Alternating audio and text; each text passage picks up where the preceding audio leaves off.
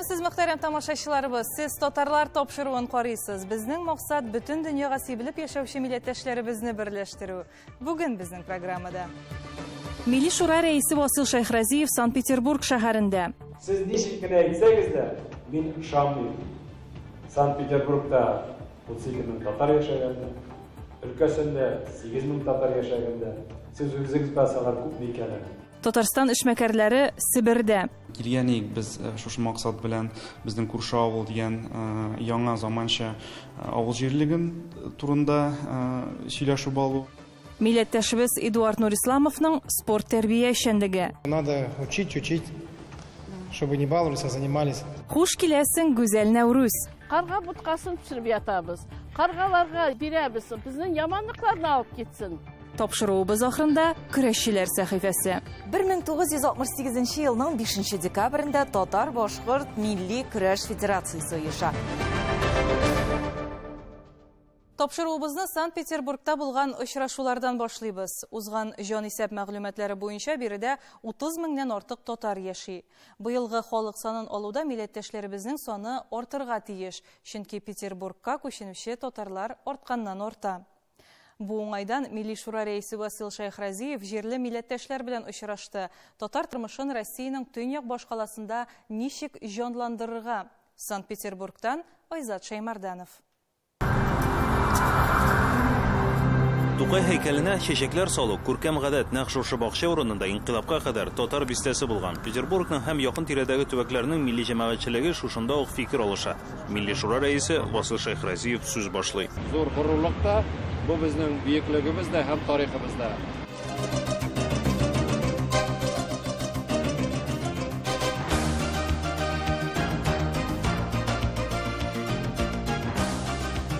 Габдулла Тукай Санкт-Петербургка нәкъ 109 ел элек 1912 елның язында килә. Аны биредә дин галиме Муса Бигиев каршы ала. Ул вакытта татарлар гомумән Санкт-Петербургта әле мәхәллә булып бергә тупланып яшәгән һәм шартлыча хәтта берничә фиркага да бүленгән. Бер якта либераль карашларны алга сөргән Муса Бигиев, икенче якта исә хакимият сәясәтенә тугры булган төрле яңалыкларга каршы чыккан Баязитовлар. Соңрак үз юнәлеше белән революционер Мулланур Вахитов та килеп кушыла.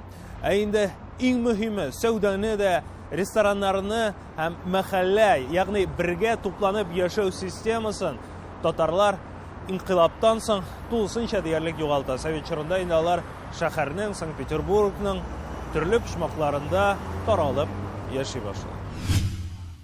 Казан татарларының беренче татар матбугаты Нур газетасын чыгарган Гатаулла Баязитовның Петербургның дәүләт университетында һәйкәле. Хәзер җирле татарлар дини реформатор Муса Бигиевка да һәйкәл куелырга тиеш дип саный. Аның хәтта проекты да бар.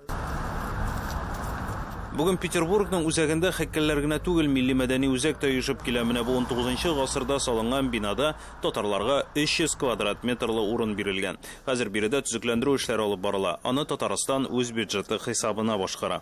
Тегендә җыр бүлмәсе бар, бүтән бүлмә бар. Именно теге татар телегенә түгел, әгәр дә кирәк булса бию буенча, җыр буенча, көрәш буенча, сөйләшү буенча, монда килдек, җыенырга урыннар бар, кешеләрне җыярга бар, мөмкинлек бар, чәй, кофе бар, кирәк булса тарихи урын бар.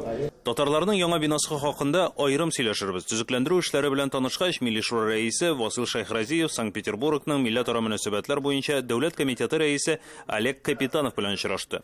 Утырышта ул татарның милли мәдәни үзәгендә эшләячәк татар мөхтәрияте хезмәткәрләренә Петербург бюджетыннан хезмәт хакы түләүне сорый. В сегодняшней встрече я, конечно, вас буду просить, там, я не знаю, сколько, 2, 3, 4 человека, от которых можно было бюджет посадить, чтобы они полностью работали в нашей автономии во благо, само собой, Санкт-Петербург. Можно через администрацию районную там попросить, да, чтобы, ну, думаю, что да, тут можно отработать.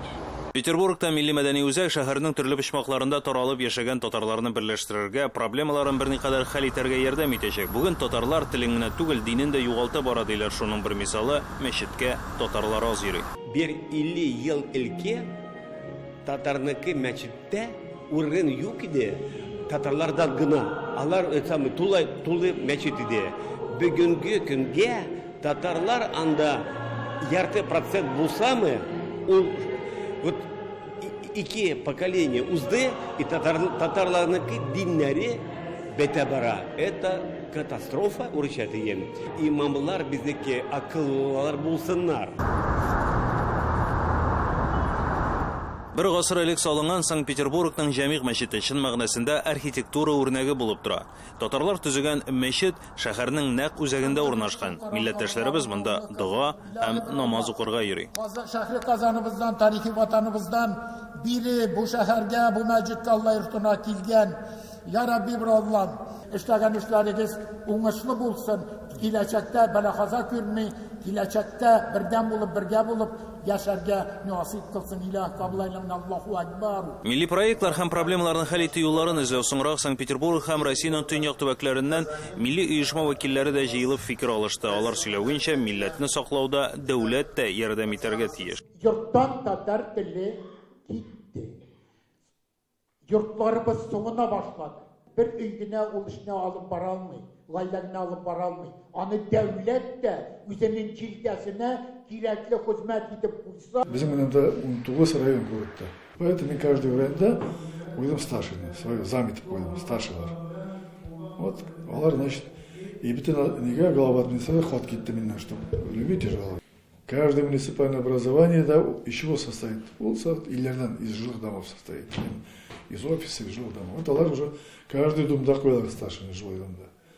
А уже каждый старший дом доходит старшины подъезда. Вот сега, пожалуйста. Ну, барамсы наш? Конечно, ничего бара. Ол ауыр бара. Ауыр бара. Ну, бара. Хәзерге вакытта регистрация үткән һәм үтмәгән 12 татар оешмасы бар безнең Ленинград өлкәсендә һәм Санкт-Петербург шәһәрендә. Менә без аларны барысы белән бергә эшләп һәм ничектер аларның да менә шушы күп санда булуларыннан мин артык бик зур куркыныч әйбер күрмим. Бер оешма алып бара мәдәни эшчәнлекне, бер оешма алып бара эшмәкәрләр белән эшчәнлекне. Икенче оешма алып бара этик рәссамнар, өченчесе журналистлар. Менә ул үзенә күрә шушындый бер симбиоз килеп чыга. Игътибар белән тыңлаган Милли шура рәисе иңелек милләттәшләребезне ай былбылымны җырлатып якынайтты булса кирәк.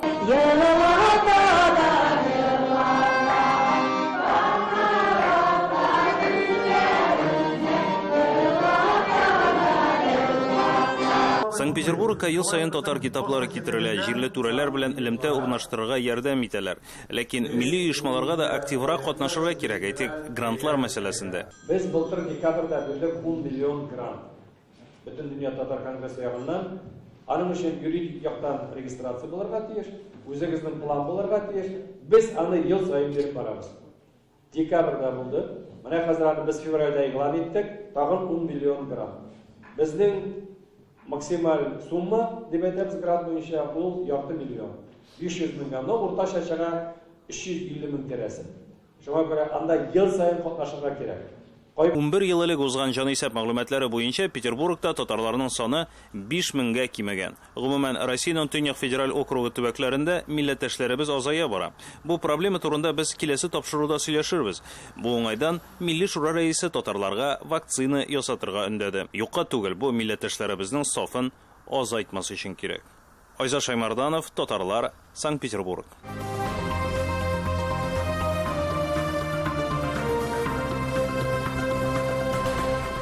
Дәвам итәбез. Татарстан Республикасы эшмәкәрләре Себердә кунакта. Термай чыганаклар, татар мәдәни үзәге, Себер авыллары. Кунакларны Себер татарлары тормышына бәйле бөтен нәрсә кызыксындырды. Биргә алар туризм, милли традициялар, татар авыллары көнкүреше, мәдәнияте, сәнгате белән якыннанрак танышу өчен килгән. Тубылдан хәбәрчеләребез видео язмасы.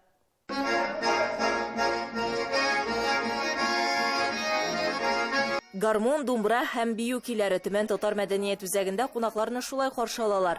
19 гасырның архитектура һәйкәлендә туристлар еш була. Татарстаннан килгән эшкуарларның кызыксынулары ул гына түгел. Себер белән мәдәни, икътисади элемтәләр тудыру. Тире эшкәртү заводы хуҗасы сәүдәгәр Калмагоровның йорты элеккеге татар бистәсендә урнашкан. 200 ел элек Төмәннең нәкъ шушы районында тире сату алу буенча сәүдә эшләре гөрләгән. Эта фабрика занимала 5-е место по России. Узган чор сәүдәгәрләре турындагы тарихи мәгълүматларны Казан кунаклары зур игътибар белән тыңлый.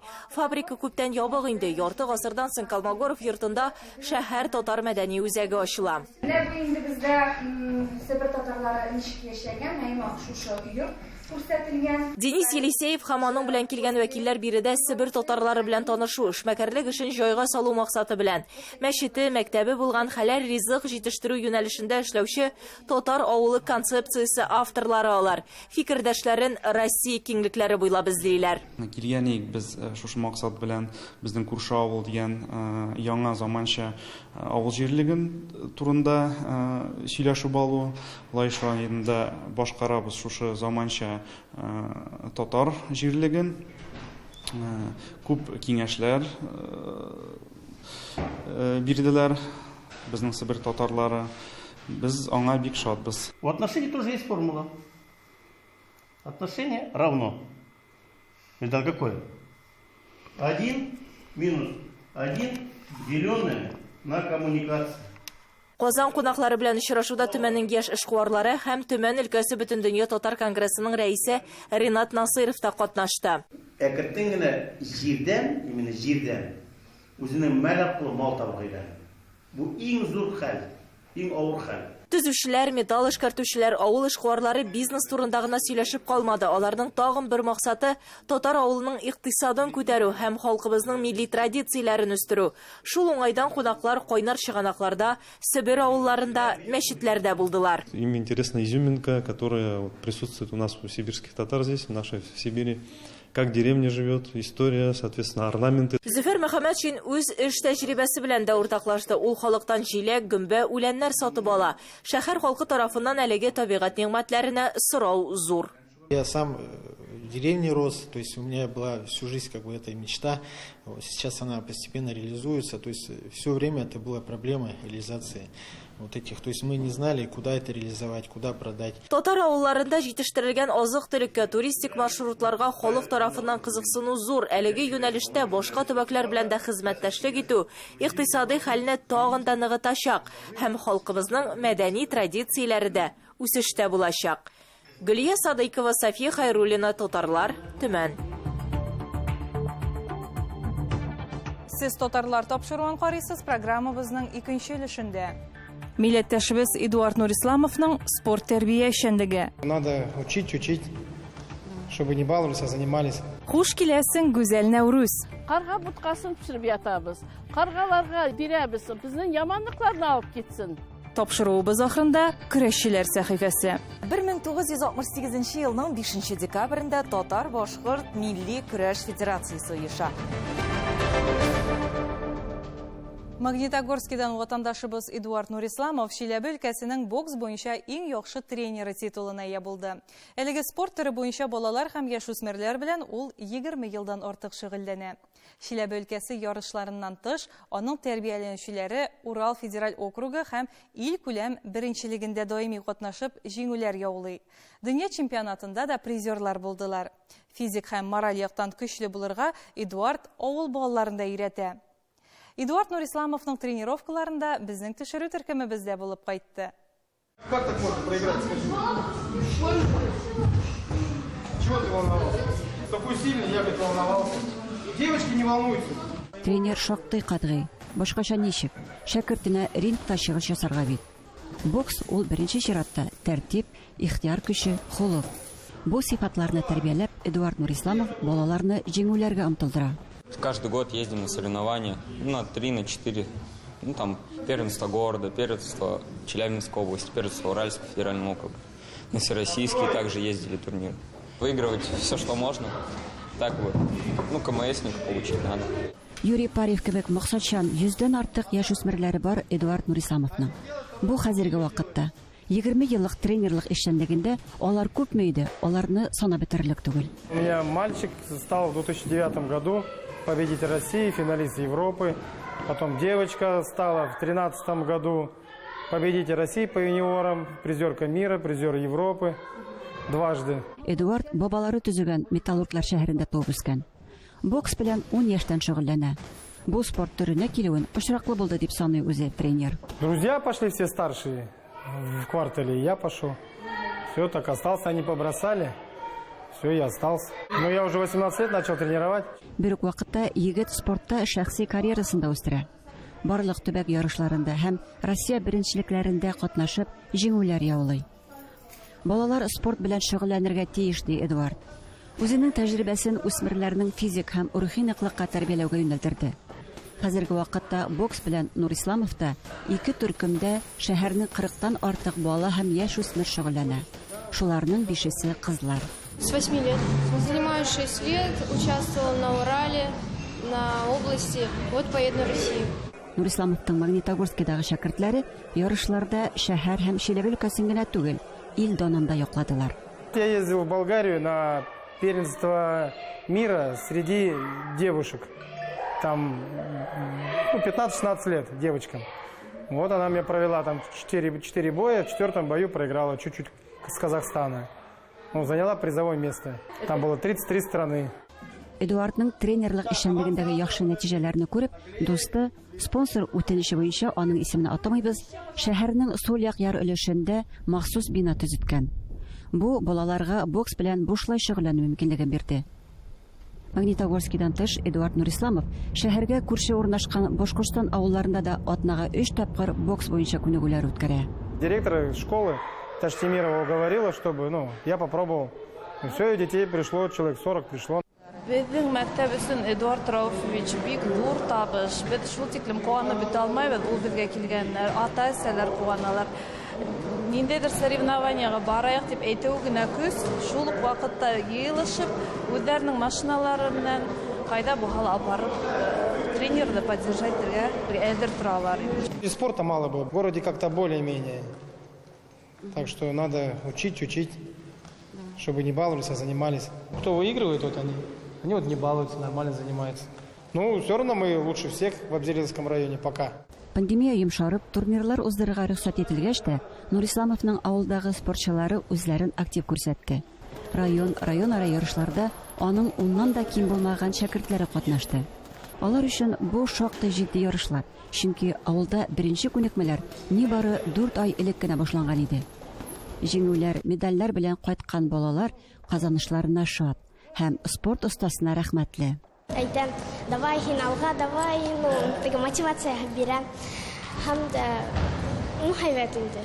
Я думаю, что мой путь это бокс. Хәтта кыска гына вакыт эчендә шөгыльләнеп тә беренче урыннарны алсалар да, тренер шәкертләрнең тагын да зуррак нәтиҗәләргә ирешүен тели. Дети скоро будут участвовать и на Башкирии выходить, и на Приволжский федеральный округ, и на России будут. Чиләбе өлкәсенең Магнитогор шәһәреннән, Башкортстанның Әбҗәлил районыннан Гөлдар Хафизова, татарлар.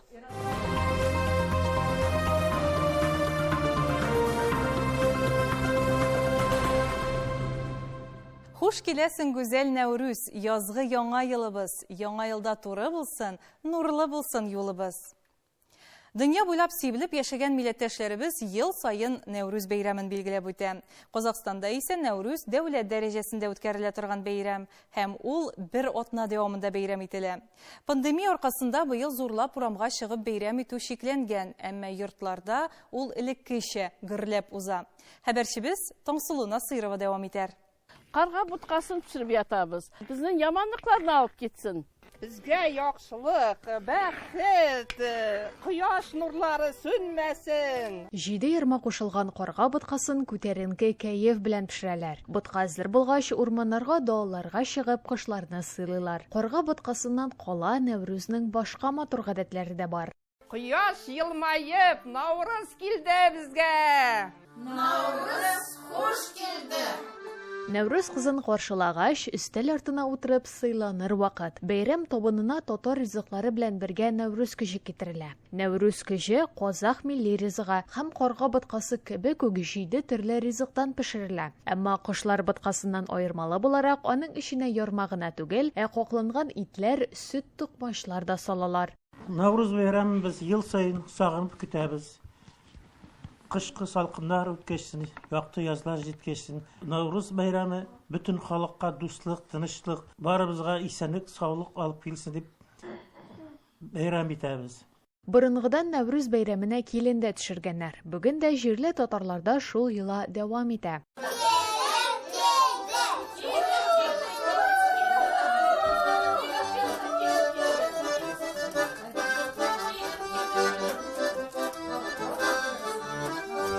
Каршы алгач, киленне табакка бастырып, биюдә дә сынап карыйлар.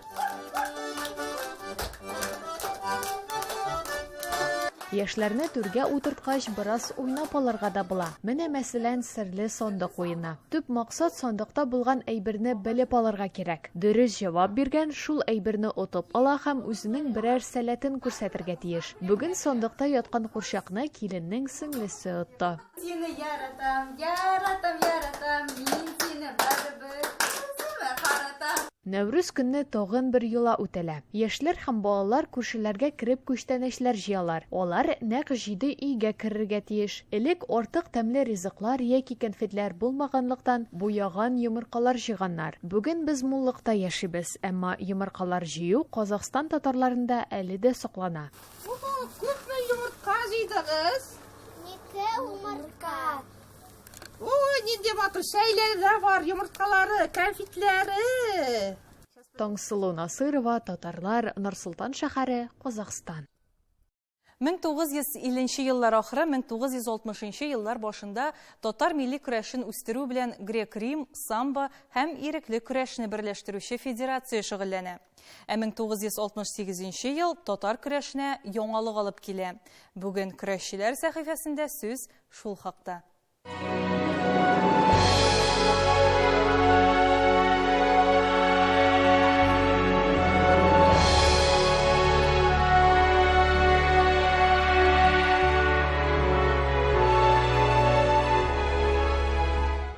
1968 елның 5 декабрендә Татар-Башкорт милли көрәш федерациясе оеша.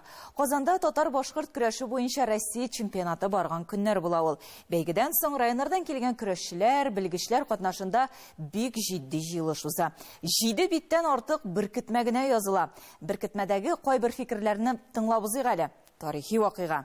Милли төрләр буенча РСФСРның спорт стасы Зөфәр Ханов. Соңгы елларда республикада бу спортның түрі белән шөгыльләнүчеләрнең саны һаман арта бара. Мин республикада милли көрәш буенча айрым мөстәкыйль федерация оештыруны хуплыйм. СССРның спорт стасы Жаппар Гафиятуллин. Әйе, милли көрәш буенча айрым федерация оештырырга кирәк. Бу халкыбызда борынгыдан килгән уен төре шөгыль белән кызыксынуны тагын да арттырачак. Без бөтен Россия спорт оешмалары советы алдында мәсьәләне баштарак спорт осталыгына кандидат, аннары спорт остасы исеме алырлык итеп куярга тиешбез. Татарча көрәш бәйгеләре сәркәтибе Хөрмәт Кәримов. Дөрес юл күрсәтүче оешма булырга тиеш. Мөстәкыйль федерация оештыруны аның пленумын, президиумын сайлаудан башларга кирәк дип саныйм. Президиум эш планын булдырырга һәм аның белән барлык районнарны таныштырырга тиеш. Ярыш кагыйдәләренә һәм үлчәү авырлыкларына да үзгәреш кертергә кирәк дигән фикердә тора.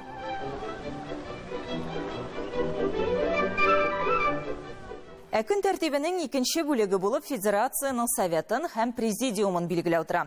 Рәис итеп Социалистик Татарстан газетасының бүлек мөдире Дамир Шәрәфетдинов сайланыла. Үзе дә көрәшчеләр нәселеннән, көрәшнең классик түрі белән шөгыльләнгән Татарстан чемпионы ул.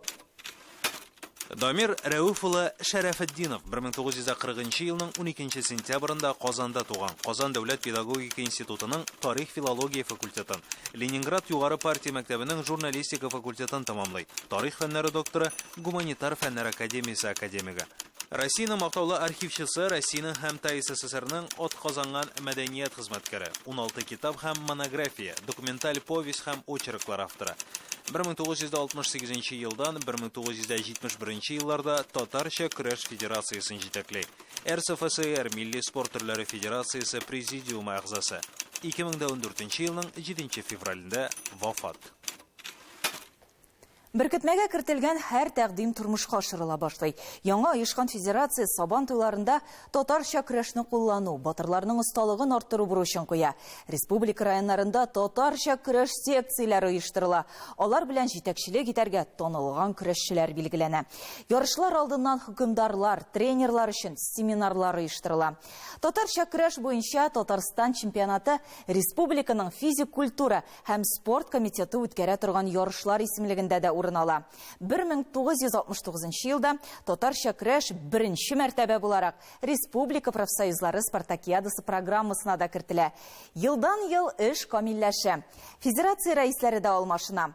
1971 елдан 1989 елга кадәр РСФСРның атказанган тренеры Мәгәз Сәхәбетдинов.